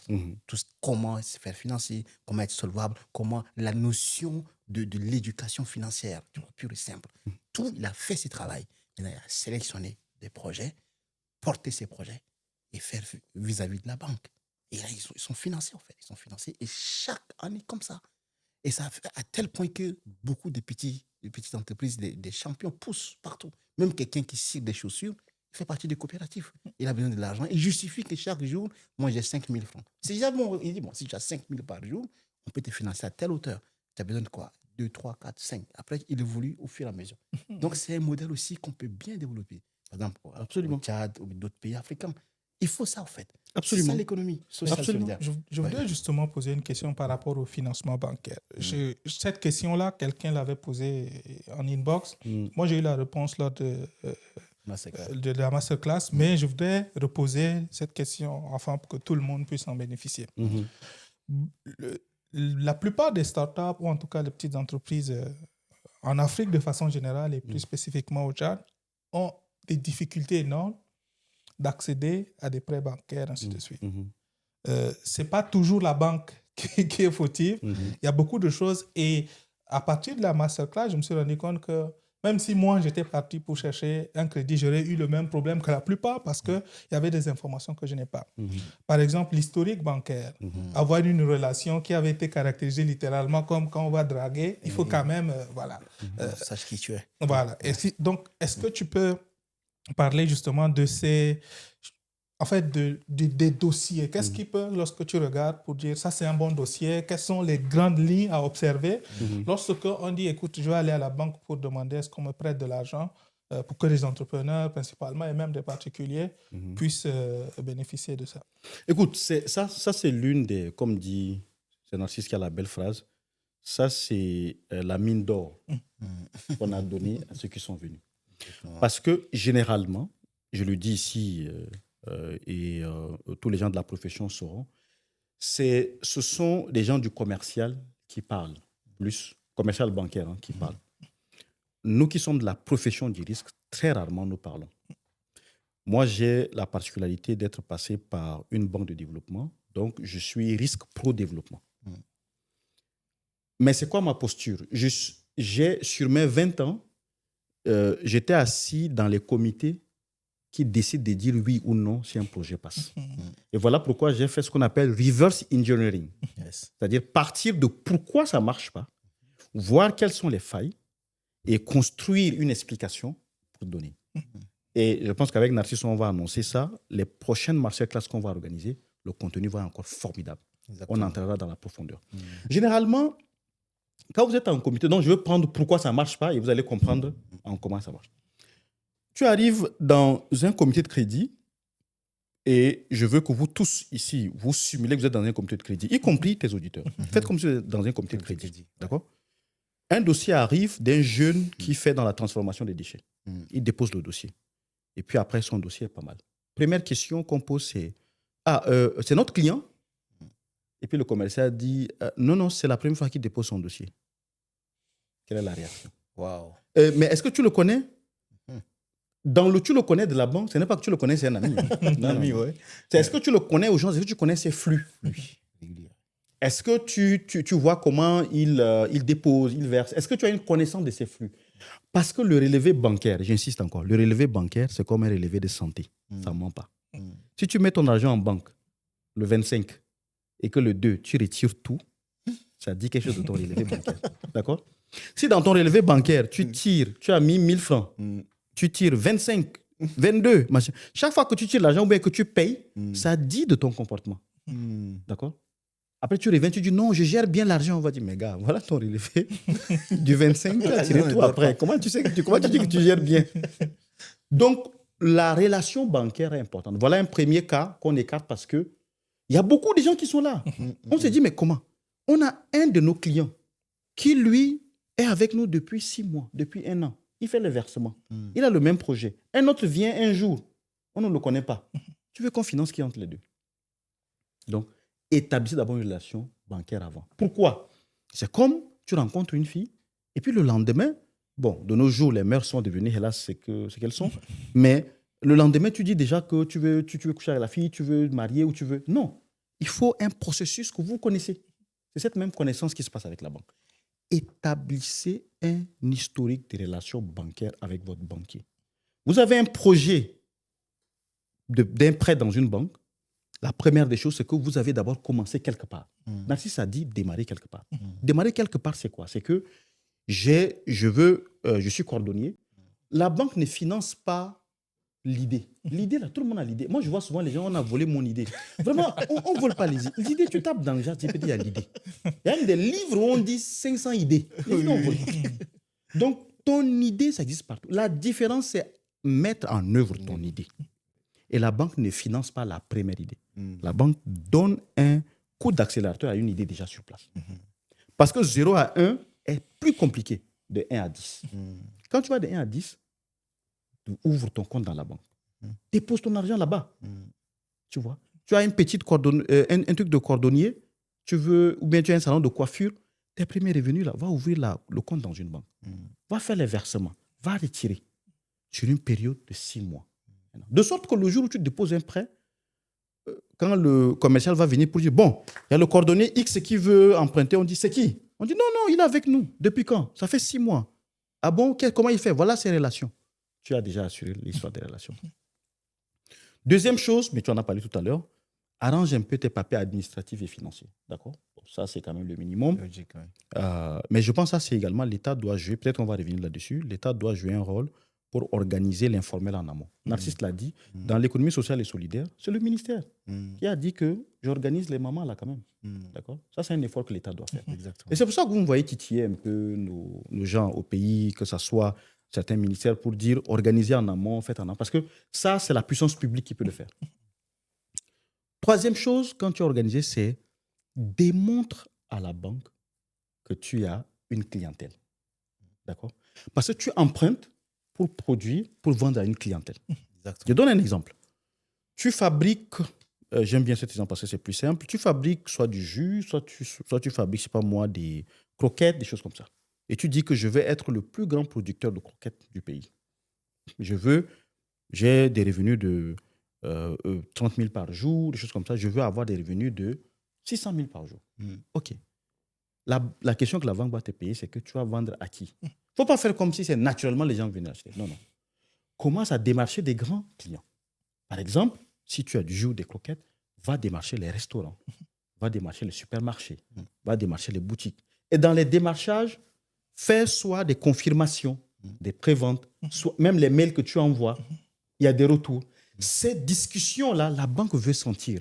Pourquoi? Parce qu'elle veut sentir si ce gars-là a quand même fait l'effort de creuser son marché, de connaître son marché bien, de sorte que quand on le finance, ça va marcher. Et quand tu viens pour prendre ton prêt, tu expliques. Tu dis au commercial que, écoute, t'inquiète pas, à l'heure où je te parle là, ça fait plus de 4-5 mois que tous les grands mariages me demandent pour que regarde, la preuve est là, pour que je les livre. Mais il me faut des machines. J'ai recruté toutes mes cousines, toutes les mères d'œuvre pour faire ça ne peut plus suivre. Il me faut une machine pour tamiser. Pareil, je suis allé démarcher un tel supermarché. Ils sont chauds, ils veulent mettre mon truc dans leur rayon. Mais ils disent que pour mettre quand même un truc dans le rayon, il faut une quantité. Je ne suis pas. D'accord. D'ailleurs, Narcisse a une bonne anecdote. Tu sais, dans notre pays que tu vois là, quelqu'un, il te dit, il produit un truc, mais si tu lui demandes une certaine quantité, il n'est pas capable de faire face. Je ne sais pas, je peux te laisser donner l'anecdote. Il y a, quand il était en N'Djamena, hein, ça c'est aussi un cas qu'on connaît, il y avait une structure qui a demandé les couverts pour une cérémonie. Et la structure, la connaissant, a dit, écoute, nous on a un événement à faire vers le sud, à Koumra ou à ça, un truc comme ça. On veut 400 couverts. Narcisse a appelé tout son réseau. Vraiment. Je crois que le couvert n'a pas dépassé 62. Et c'est après ayant appelé un grand commerçant, un grand opérateur, c'est là qu'on a dit non, ok, j'assure les 400. Et c'est le coup de fil. C'est pour dire, il y a des gens qui vont bien. Mais ça, c'est quoi? Ils font bien, mais pour arriver à 400 couverts, il faut être capable de stocker. C'est ça. Or, le stock, c'est un coût. C'est ce qu'on appelle le BFR. C'est le cycle interentreprise. Si je n'ai pas la capacité de produire une quantité, de la stocker avant de la vendre, je dois aller emprunter. C'est ça. Et là, la banque trouve que c'est cohérent. La banque se dit, hey, le gars, il a un marché. Tu as démontré le marché. Puis, ce gars, son marché, fictif ou pas, mais il a démontré. Ouais. Il a déjà commencé à produire. Il est venu pour qu'on l'appuie. Tentons le coup avec lui. Exact. D'accord. Le dernier, c'est quoi? C'est la gestion financière. Ça, c'est important. La confusion entre la poche du gars et la poche de l'entreprise. Ça, c'est l'éducation financière. L'éducation financière. Ça, c'est terrible. Et moi, c'est dommage. Je vois beaucoup de coachs sur les réseaux sociaux qui disent toujours que tu n'as pas besoin de financiers, tu n'as pas besoin de comprendre de la finance. C'est quand même terrible. C'est quand même terrible. Un entrepreneur qui ne connaît pas des notions, et je m'arrête là, je vais développer après, qui ne connaît pas ce qu'on appelle son seuil de rentabilité, qui ne connaît pas ce qu'on appelle son besoin en fonds de roulement, qui ne connaît pas ce qu'on appelle sa crise de trésorerie, d'accord? Son point mort. Son point mort. En réalité, il est en train de tourner en rond. C'est ça. Il envoie juste le message parce qu'il est devenu la mode. Il est entrepreneur. Il a l'étiquette. Bravo. D'accord? En dehors de l'étiquette, il ne fera jamais la scalabilité. Mais Edgar, là tu parles des entrepreneurs, hein? Mais en réalité, même les salariés. Quand le salaire arrive là, c'est fini. C'est fini. C'est-à-dire, il n'y a pas la notion d'éducation financière. Ça, c'est quelque chose qui est très important. En fait. On calcule. Tu vois, il reçoit l'argent dans son compte. C'est bon, c'est parti. 2 semaines après ou une semaine après, il n'a rien. En fait. Il n'a rien. Il commence à demander. C'est pas normal. Tu as un souci. Tu es cadre. Tu gagnes même. Il y en a qui gagnent même 10 000 euros, 20 000. Même ici, en Europe, ça se voit. En fait. Dans la communauté africaine, il y a un souci sérieux. Absolument. Et Narcisse, ça, tu as dit un truc important. Ça ne dépend pas de la taille de ton salaire. Tu peux avoir plus grand. Évidemment qu'il faut avoir plus grand. On souhaite à tout le monde d'avoir un salaire encore plus grand. Mais je peux vous dire que si tu ne sais pas, si tu n'as pas un schéma mental d'éducation financière, l'argent va partir. Et c'est pour ça qu'on parle du 40-40, 10-10. Yes. C'est quoi? C'est simplement un schéma pour dire que quand le montant vient, je l'organise par groupe, de sorte que je me mets cette pression. 40% dans mon fonctionnement. Ça m'impose de dire que où est-ce que je pars louer. Il ne faut pas que le standard pour louer, c'est que Eric est allé louer aussi une maison comme ça, pourquoi moi je ne loue pas? C'est ça ton schéma mental? Non, ton schéma mental à toi, c'est que j'ai reçu tel montant, 300 000 francs. Dans les 300 000, les 120 000 doivent couvrir tout ce qui est fonctionnement, y compris loyer. Et là, ça me définit. Et mon esprit est calme. Les autres 120 000, c'est l'investissement. Je viens de parler de la bourse, non? Tu vas investir dans une bourse. Mais pour un jeune, tu investis sur toi. Ou alors, tu achètes un terrain. Attention, j'ai dit qu'il ne faut pas acheter un terrain pour ce que la société veut imposer aux jeunes. Mais quand pour toi, un terrain devient un actif financier, c'est autre chose. C'est-à-dire, j'achète des terrains pour demain vendre. À ce moment, tu les achètes avec une stratégie financière. Tu achètes dans un endroit où la revente est mieux. N'achète pas dans un endroit pour 30 ans plus tard, tu revends. Mais 30 ans plus tard, d'abord, tu es très optimiste pour être là jusqu'à 30 ans plus tard. Et puis surtout, la valeur viendra à un moment où tout est problème. En 30 ans, tu as eu le temps de mourir socialement. D'accord? Donc, Éducation financière, c'est important. D'accord. Relations bancaires. Après relations bancaires, et ça c'est très important, il faut toujours que tu sois administrativement organisé, que tu aies en plus de ça au moins des relations commerciales que tu définis et que tu apportes en expliquant que je sais faire je sais vendre ce dont je vous parle. Et puis troisièmement, quatrièmement, la bonne gestion financière. Quand tu as ça dans ton dossier, tu es passé de 0% des chances d'avoir un crédit à au moins 90% des chances. Ah, mais j'ai bien fait de poser la question. Je pense que si quelqu'un prend juste cette partie, ce sera bénéfique, que ce soit à titre personnel ou en tant qu'entrepreneur. Je voudrais justement rebondir par rapport au rôle des fintech parce que ça fait partie de la révolution bancaire que tu as évoquée. Bien sûr. On observe de plus en plus des solutions de paiement mobile diverses. Hein. Il y a Wave, Orange Money, au Tchad, on parle de Airtel Money ou bien Tigo Cash et compagnie. Tu as parlé de l'interopérabilité dans certains, des paiements transfrontaliers et tout ça. Est-ce que tu pourrais nous parler un peu de l'écosystème et en quoi ça facilite déjà la vie aux citoyens lambda, mais aussi quel est l'impact de ces solutions-là, de la fintech, justement, dans l'écosystème et quels sont les grands changements que ça apporte? Ça, c'est l'autre révolution qui se passe en Afrique. Incroyable. Incroyable révolution. Le taux de bancarisation en Afrique est autour de bon malin, en dessous de 15%. Il y a des endroits où il est plus élevé, il y a des endroits où il est très bas. Dans la zone CFA, il est très, très faible. Mais le taux de financière ou d'inclusion financière par le mobile est très élevé. Très élevé. Très élevé. Et surtout en croissance. Il est vraiment en grande croissance. De la même manière que tu as en zone anglophone au Kenya, où tu ne peux même pas payer ta banane avec le cash, tu commences à avoir déjà une financiarisation élevée. Cette financiarisation signifie quoi? Regardez Wave. Un acteur qui est arrivé au Sénégal et qui, en moins de quelques années, 1-2 ans, est passé de 0 clients à 20 millions de clients. Ces clients, qu'est-ce qu'ils font? Ils font du paiement. J'ai de l'argent, le crédit que j'ai devient de la monnaie numérique. La monnaie numérique, je paye. Et d'ailleurs, lors de la masterclass, Onisifor a eu une très bonne explication de la différence entre une entreprise de monnaie électronique, une entreprise de paiement. Ça signifie que même la Banque centrale a donné la structure. Ça, c'est point 1. Point 2, les acteurs sont tous interopérables. Avant, qu'est-ce qui se passait? Tu veux faire un transfert de RTL, tu veux faire vers RTL, MTN vers MTN, Move vers Move, ainsi de suite. Là, maintenant, quand tu prends la zone UEMOA, l'interopérabilité avec PSP, qui est en fait le système de paiement instantané d'Afrique de l'Ouest, tout le monde est connecté dans une plateforme définie par la Banque centrale. Banque, microfinance, entreprise de paiement, entreprise de monnaie électronique, de sorte que quelqu'un est au Sénégal, il a son client au Mali, il peut faire le paiement immédiatement. En Afrique centrale, on a également le GIMAC Pay, qui est en place, qui permet l'interopérabilité. On va aller maintenant vers le paiement instantané progressivement. Okay. De sorte que, imagine un peu, tu as ton paiement, tu exportes les dates ou, je ne sais pas, la viande du Tchad vers le Gabon et le paiement se fait instantané. Ça demande quoi? Ça fait une grande infrastructure.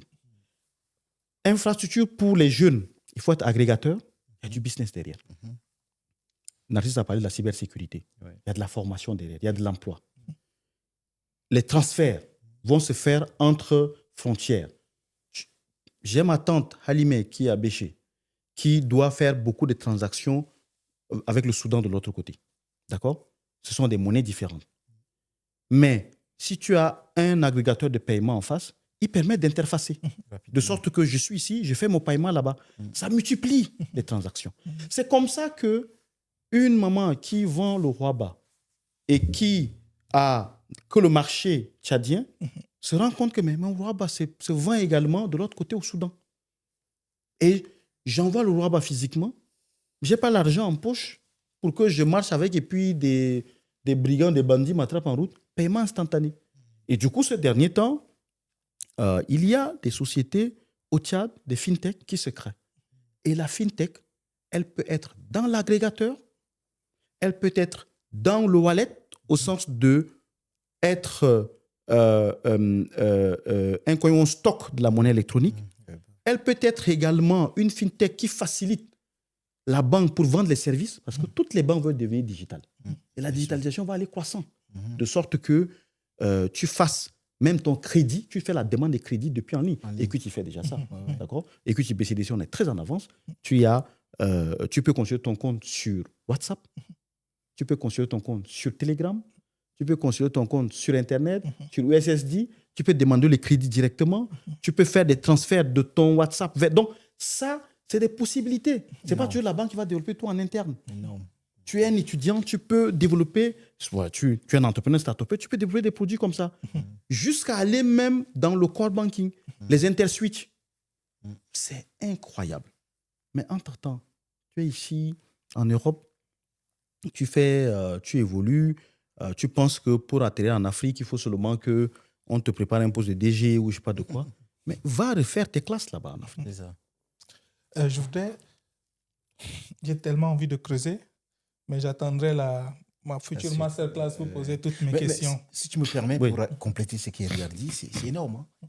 Moi, quand j'ai l'habitude de dire que l'Afrique est riche, j'ai dit le pétrole de demain, c'est le numérique. Absolument. Nous, on s'est focalisé sur la matière première et tout, mais la vérité, hein, le numérique, c'est le pétrole. Et ça ne demande pas grand-chose, en fait. Grand-chose. Et le boom économique dont on parle, c'est l'Afrique, le terrain. Pourquoi je prends l'exemple du Tchad? Ces derniers temps, je fais beaucoup de voyages au Tchad. Mais je vois, tout est à refaire. La transformation digitale. Quand tu prends le secteur, par exemple, de l'agriculture que j'aime bien, il faut juste développer l'agriculture intelligente, tu vois. Et quand on parle de l'agriculture intelligente, on parle de fintech. On parle de systèmes, de plateformes digitales qui permettront à tous les agriculteurs de vendre leurs produits à l'international. Et ça, cette affaire de mobile money, ça intervient en fait à ce niveau. Mais il faut qu'il y ait des acteurs au niveau local qui développent, qu'il y ait des startups, le mot est là, qui accompagnent ces agriculteurs-là. Quelqu'un qui peut être, par exemple, à Danamadi, qui peut être à Amjaras, qui vend quelque chose, par exemple des dates, des choses, ou bien des mangues à Sar, mais c'est capable de vendre ça à quelqu'un qui est en France, en temps réel. Comment ça se passe? Il faut l'accompagner. Il est payé. Instantanément, il est payé. Son truc, son stock, il part, il reçoit de l'argent et il tourne. C'est pour dire que nous devons beaucoup miser sur le développement en utilisant le numérique. Totalement. Il faudrait que nos jeunes comprennent, revoient leur formation, la formation professionnelle. Il faut qu'on ait beaucoup de startups, en fait. C'est ça qui fait développer le pays. Et en utilisant juste le levier numérique, laissons l'État de côté. Nous-mêmes, personnellement, misons sur le numérique.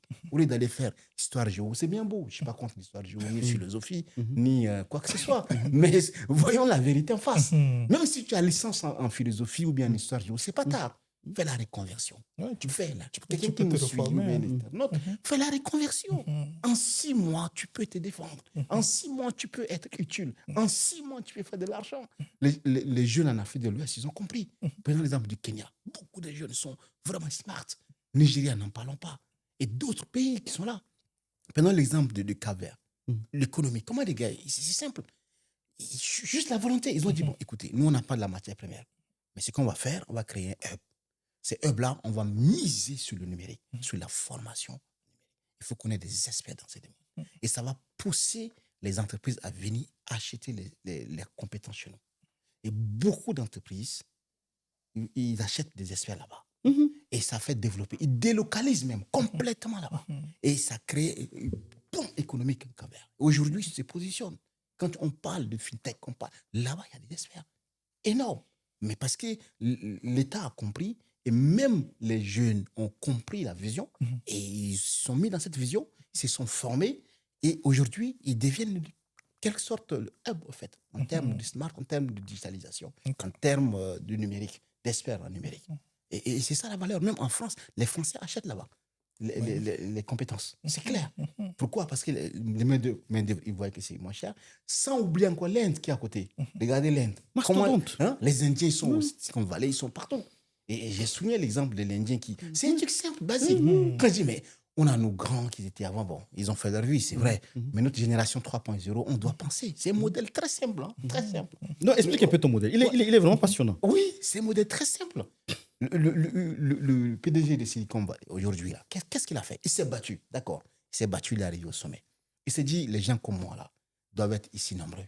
Mais comment je dois faire? Il a mis en place un schéma simple. Mes vacances, je dois les passer en Inde. Et quand je vais les passer en Inde, je vais former un jeune.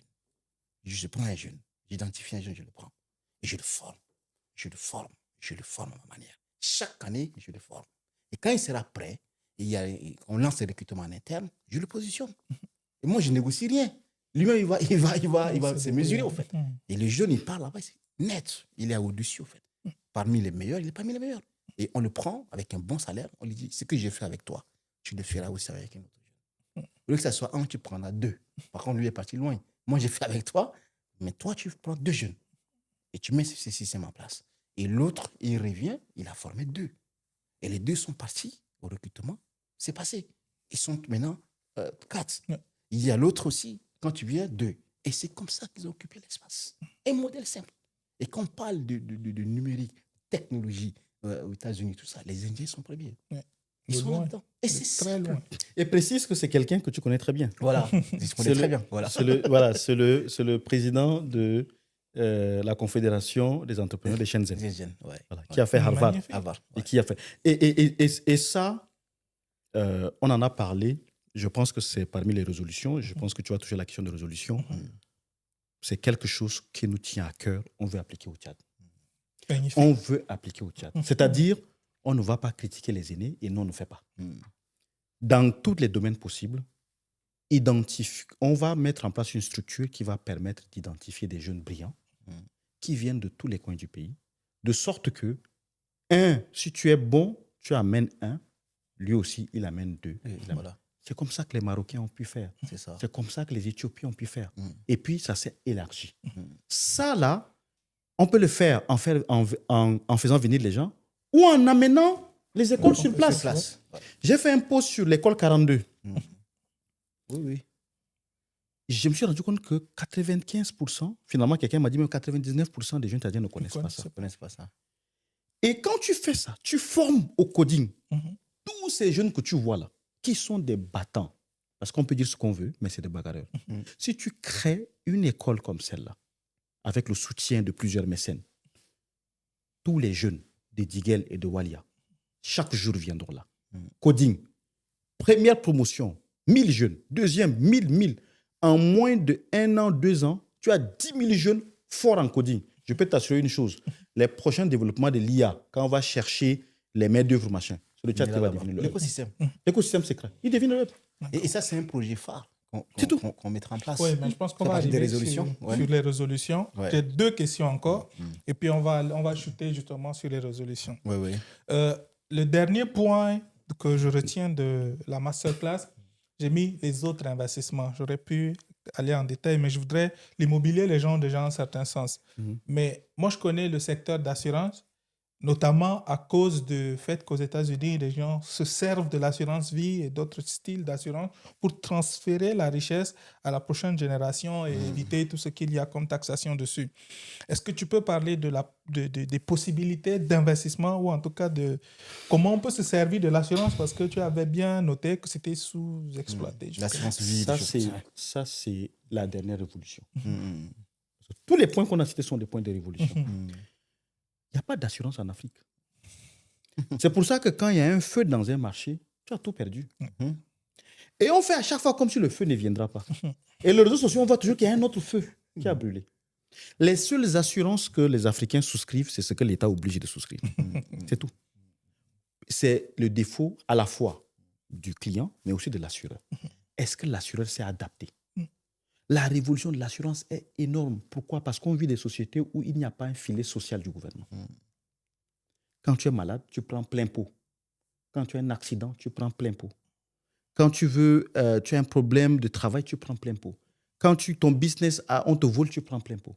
Or, avec cet effectif, ce nombre-là, si tu expliques bien, je prends juste l'association de toutes les personnes qui sont dans un marché. Tu viens au marché Soukhala, marché Dembe. tu leur expliques très bien en disant que en cotisant, j'ai dit n'importe quoi, 100 francs par mois, vous êtes 2000. En cotisant 100 francs par mois, ça fait 200 000 par mois. Ces 200 000-là, ça fait un filet d'assurance qui fait que si un d'entre vous a un problème de feu, je peux remplacer 80% de son effectif, de son actif. Voilà un produit. Je dis ça pour provoquer. Je ne dis pas que les assurances ne font rien, mais j'ai bien envie de leur poser la question, qu'est-ce qu'ils développent comme produit? Moi, j'ai un très bon ami que Narcisse connaît très bien, Josué Dioblona, je lui lance un coup d'œil. Ça, c'est notre débat, sempiternel débat. La micro-assurance, comment l'adapter? J'ai parlé pour l'assurance, je peux parler pour la maladie, je peux parler pour la retraite. La préparation, elle n'existe pas. Et ce chantier énorme qui est là, si tu amènes un produit, que tu le digitalises, que tu sais le vendre, que tu sais le disséminer, ça va prendre. Le Tchadien n'est pas quelqu'un extraterrestre, il est comme tout le monde, il veut assurer son lendemain. Il faut arrêter avec ça. Que ça là, ça ne marche pas. Parce que dès que tu dis ça, on va dire, bon, notre culture est différente. Notre culture, on est des humains. Quand quelque chose se perd, on a mal. Et on veut être assuré contre ça. Imagine donc une population d'à peu près 17, peut-être 20 millions d'habitants, qui n'est quasiment pas assurée. Ce projet marche. Une explosion. Or, l'assurance, c'est quoi? L'assurance, c'est les capitaux que tu constitues. De la même manière que tu peux couvrir en cas de sinistre, c'est aussi une gestion d'actifs. Ce montant-là que tu collectes. Tu peux financer des entreprises avec. C'est ça. En Europe, aux États-Unis, partout, ceux qui financent les entreprises, ce sont les grands fonds d'assurance, et ce sont les grandes compagnies d'assurance et les fonds de pension. Parce que tu as de la ressource longue. C'est ça que tu finances l'entreprise. Voilà comment la même ressource sur place permet de façon endogène de financer la même économie. Ce qui nous manque, c'est les produits, les actifs qu'il faut, les encaisses d'épargne pour mobiliser cette épargne-là. Elle passe par ces différents types de produits. Voilà pourquoi, et on l'a dit avec Narcisse, nous avons des projets de création de banques, d'entreprises. Parce qu'on a moi, j'ai observé auprès des géants. D'accord. James Mwangi, je vous propose d'aller regarder. C'est un géant. Pour moi, c'est une chance, c'est un honneur de travailler pour quelqu'un comme ça, de le côtoyer. Exactement. Même quand il me gronde, j'écoute. Quand c'est chaud, parce que tu apprends. Pour aller où haut, il faut côtoyer les géants. C'est ça. Et il y a des géants au Cameroun qui ont créé des sociétés d'assurance à qui j'ai fait chapeau. J'ai dit chapeau. Pour compléter ce qu'il a dit, moi, je parle parce que j'en ai en Europe, la diaspora. Il y a un problème, un souci énorme. En fait. Quand quelqu'un est décédé, il y en a qui n'ont pas d'assurance.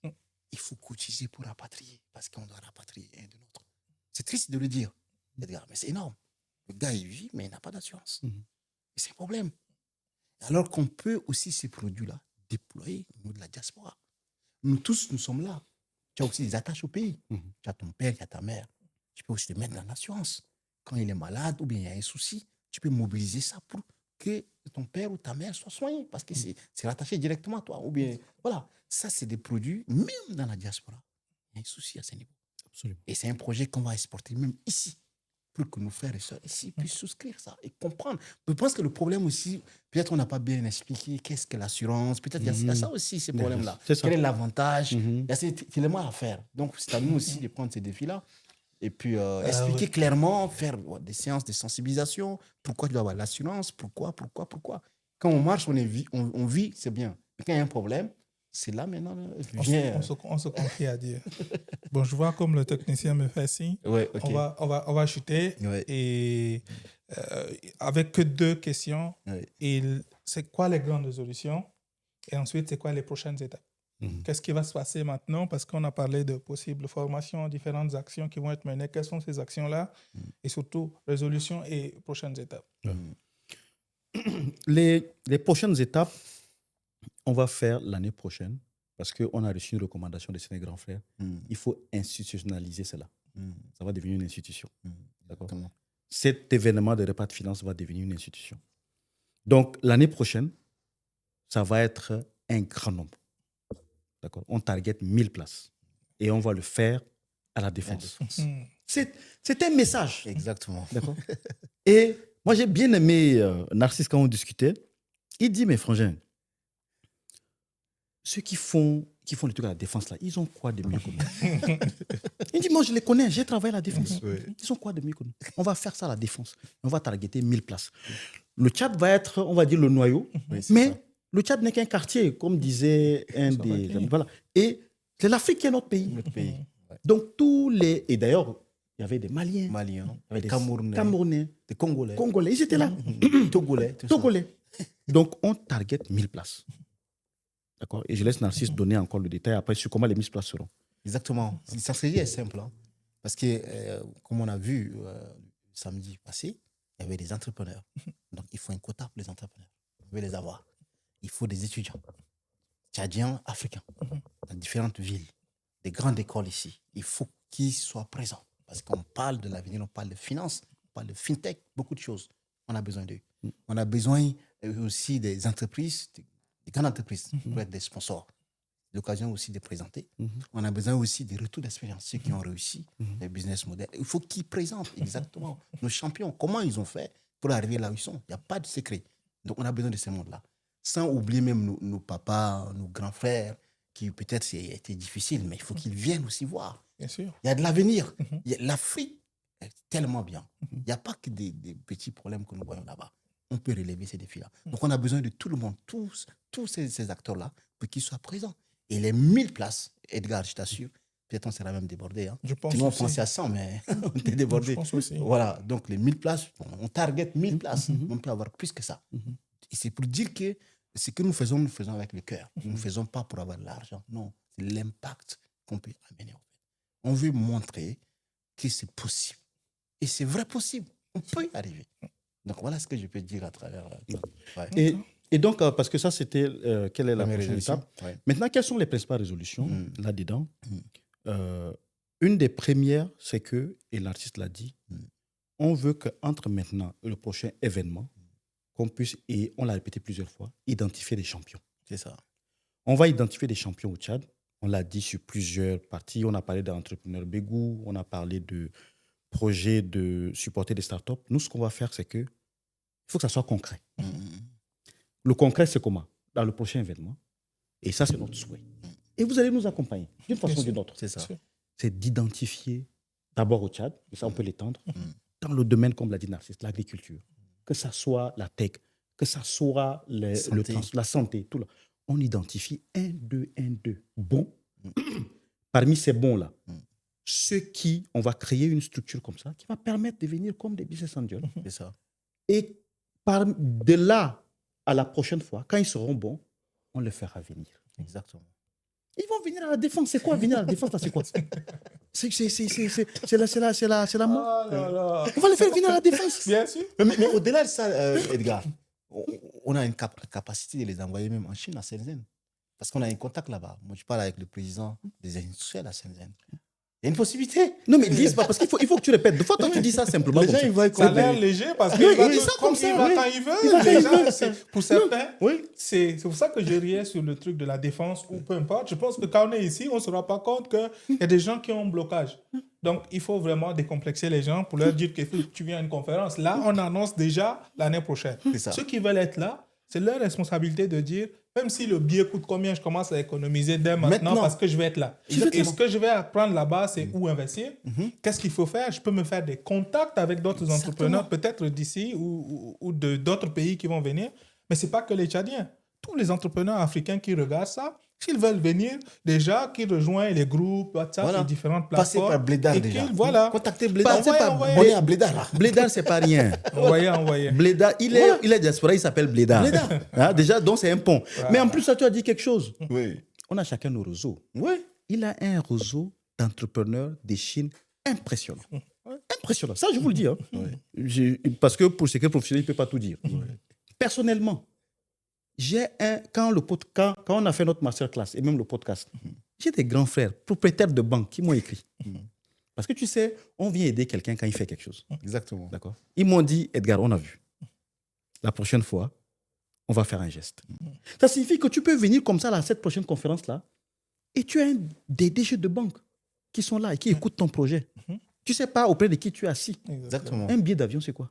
Tu viens. Rien du Et tout. donc, et quand on les amène à la défense, c'est pas parce que c'est la défense. On peut les amener à l'autre à Nairobi, Oui. à Johannesburg. Mais comme c'est Blédard, diaspora, c'est pour ça qu'on fait ce pont. Bon, Les prochaines fois, ça sera à New York. à New York. Les prochaines fois, ça sera à Johannesburg. Après, ça sera à N'Djamena, Jamais. Bien sûr. qui va être la plus grande plateforme aussi. Donc, ça, c'est le premier point, parce qu'on veut du concret. Concret. On ne peut pas le faire Narcisse et moi seul. Non. On peut pas le Cerveau faire. collectif. Cerveau collectif. Ouais. On va le faire. Le deuxième truc qu'on est en train de targeter, parce qu'on a nos petits frères, ils sont étudiants. On ne vous oublie pas. Exactement. On fait ça pour vous aussi. Et on veut que, et ça on l'a dit, entrer à Polytechnique, entrer à HEC, entrer à Narcisse a fait télécom, Télécom. entrer dans les grandes écoles là. C'est pour vous aussi. Exactement. On va les faire venir. De sorte que leurs réflexions correspondent aux enjeux de demain. Exactement. Le numérique, c'est le pétrole de demain. Ouais. D'accord? Donc, ces jeunes-là, on va trouver une occasion d'un système de quotas pour qu'ils viennent. Et on lance l'appel. Tous ceux qui ont la capacité de pouvoir aider à ce que ces projets marchent, n'hésitez pas à nous contacter. On est disponible, on en parle. Ouais. Parce qu'on peut faire cette révolution. Exactement. On peut faire cette révolution en faisant venir demain les plus grands jeunes tchadiens ou africains qui sont formés dans les meilleures écoles de numérique d'ici.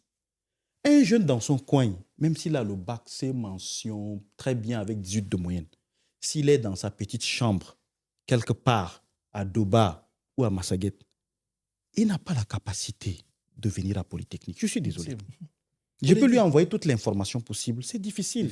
Il va regarder, dès qu'il y a une partie, on clique, on dit donnez votre caution, il va fermer. Il regarde son père, il regarde sa mère, il dit il y a quelle Comment il caution va- il va faire caution comment? Oh, entre-temps, il y a Eric qui est avocat, qui connaît tel. Et tel lui a demandé est-ce qu'il y a des petits qui ont la bourse? Peut-être qu'il n'a pas directement sous la main.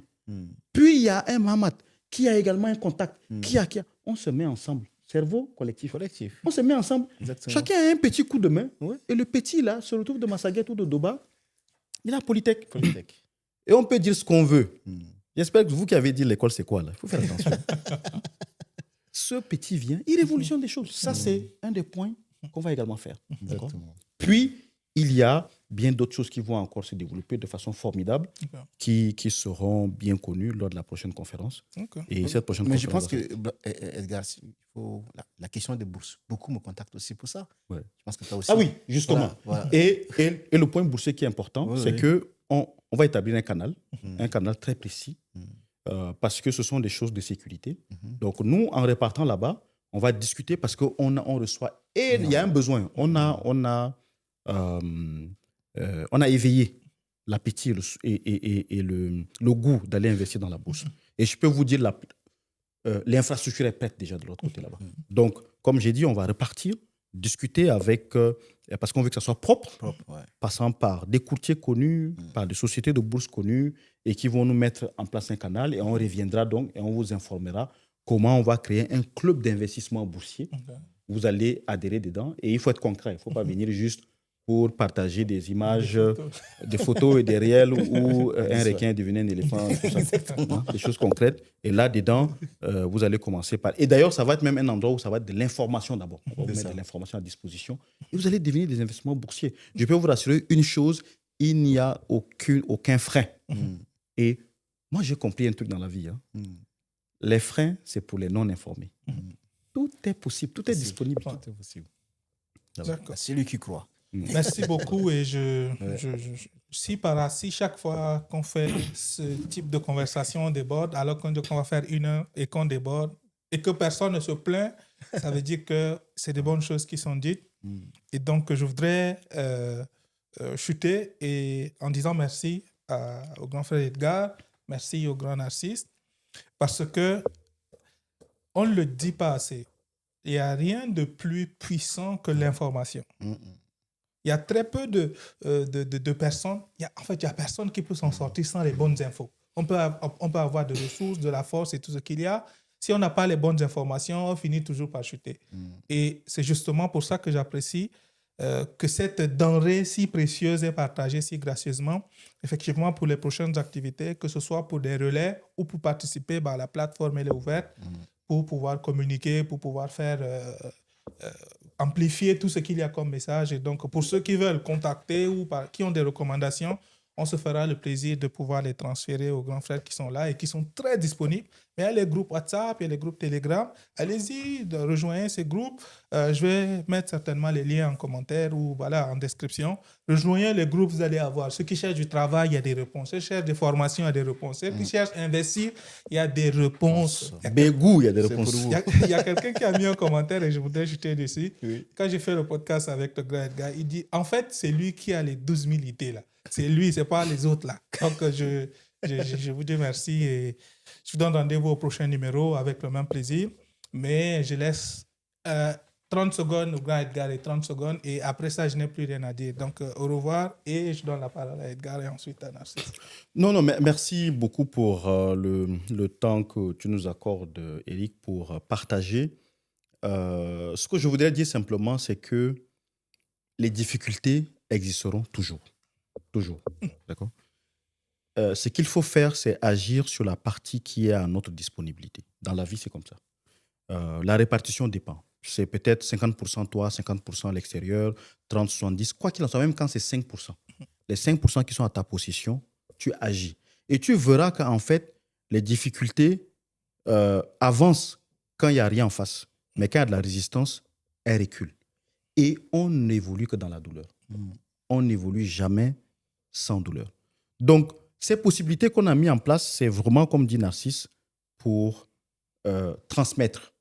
On n'a rien, on n'a pas grand-chose. D'accord? On a certainement stabilisé les cailloux, plaît à Dieu, mais ça signifie simplement que on a la passion mentale de dire que c'est possible. C'est pour ça que vous nous voyez faire ces conférences, vous nous voyez faire ces podcasts, et vous me voyez utiliser le mot « ne viens pas me donner toutes les raisons du monde qui fait noir, qu'il n'y a pas Internet, qu'il y a coupure, qu'il y a inondation. » Je sais qu'il y a tout ça. Mais avec tout ça, là, on va te tendre même une pirogue et tu vas réussir Bégou. Donc, les 4 facteurs sont là. Intéressez-vous, préparez-vous pour la prochaine conférence. On va annoncer tôt. Pour les activités qu'on va annoncer, intéressez-vous à ça. Montrons, pour les jeunes Tchadiens, montrons à nos voisins que nous savons nous souder autour des choses structurelles. Parce que dans le structurel, on ira très loin. Yallah. Yes. Merci beaucoup. Merci pour l'échange. Pour moi, c'est vraiment impressionnant. Ce que j'ai à dire, c'est qu'on est arrivé à un temps où nous devons nous lever, en fait. Chacun de nous doit faire le bilan de check-out. Le temps est arrivé. Et j'ai l'habitude de le dire, il y a 3 types de temps, en fait. Il y a le temps chronos, c'est le temps de désert que vous avez passé. Vous avez passé des moments, difficultés. Là, c'est kairos maintenant. Le kairos, c'est le temps où on rentre maintenant dans la dimension de la réalisation. Et nous amenons la pierre à l'édifice. Nous posons cette pierre pour que vous rentrez dans votre destin. Et 3e temps, c'est le temps de miracle. Le temps de miracle et du repos. Et c'est vous, ces repos-là, c'est vous qui pouvez le chercher et en bénéficier. Donc, c'est pour vous dire que croyez au destin, croyez aux valeurs que vous avez. Je pense qu'il y a de l'avenir. Vous avez tout entre vos mains. C'est une question de volonté. Il n'y a que vous seul qui pouvez réaliser vos rêves et vos destins. Donc, nous sommes prêts à vous accompagner. L'année prochaine, ça va exploser. Commencez déjà à nous suivre. Suivez Edgar, sur Bégou. Suivez-moi aussi Narcisse Bandim ou sur bn2smart.com. Suivez-nous et nous serons prêts à répondre. Ceux qui ont nos contacts, nous sommes disposés. Nous ne créons pas de la magie, mais c'est vraiment de la réalité. On est factuel. Donc, let's go. Prenez le train à main et suivez-nous. Suivez Blédard et vous ne serez pas dessus. C'est notre temps et nous devons gagner ça. Le cerveau collectif. Ciao. Excellent.